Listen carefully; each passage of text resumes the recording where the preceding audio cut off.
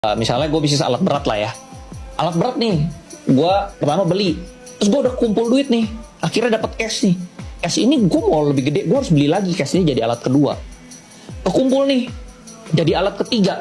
Kekumpul nih, jadi alat keempat, kelima, dan seterusnya. Jadi gue sebagai pengusaha, gue gak pernah merasakan gue punya uang banyak. Uang gue tuh selalu habis terus bro. Karena buat beli aset lagi. Nah sama juga gue di impor ya. Dulu gue bisnis impor. Itu juga sama bro. Misalnya gue impor nih. Tadinya gue impor 1 dus. Udah untung nih. Buat gue lebih gede lagi. Keuntungannya gue harus beli jadi 2 dus. Keuntungannya beli lagi 4 dus. Tapi gue kayaknya itu di inventory, di aset. Gue gak pernah pegang cash uang gede. Gue cuma merasakan uang gede itu pas gue masuk di capital market, di saham gitu, di keuangan. Karena uang jadi uang. Gue jadi merasa, wah, ini baru berasa kaya gitu, pegang duit banyak gitu loh. Kalau bisnis gue nggak, nah sama juga gue kan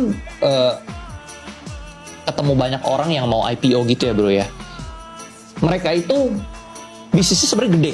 Ada yang bisnisnya tuh market cap-nya mungkin 800M, ada yang 500M. Tapi cash-nya kering bro. Karena dia balik lagi buat beli inventory, beli aset, beli pabrik, beli gudang.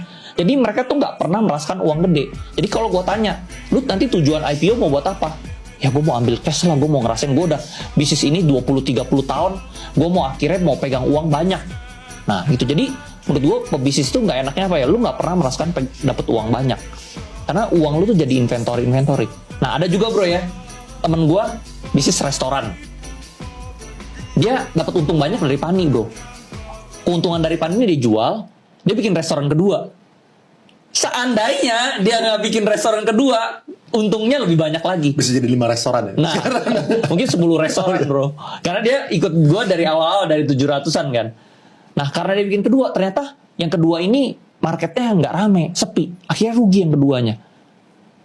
Akhirnya hilang kan potensial gain dia yang besar itu gitu bro. Iya. Terus ini bro, apa yang membuat Ko Andri bisa lebih berfokus di saham daripada instrumen lain seperti kripto? Kalau misalnya menurut gue, apakah ini gara-gara lu punya background keluarga yang pernah memiliki emiten, jadi lu ada unfair advantage di situ atau kayak gimana? Sebenarnya gue masuk kripto dulu daripada saham dulu. Gue di 2017 tuh masuk kripto dulu bro. Lalu kripto itu winter, turun, udah gitu nggak naik-naik lagi, gue rugi. Terus di 2020 gue jual, padahal di 2021 naik. Nah terus menurut gue yang pengalaman gue di kripto itu unpredictable, susah ditebak bro. Karena lu mainnya itu sama bandar-bandar yang asing, ini asing gede-gede banget bro. Gitu loh. Contoh misalnya kalau kita lihat Bitcoin udah naik nih tinggi nih, pasti tinggal tunggu waktu dia pasti tarik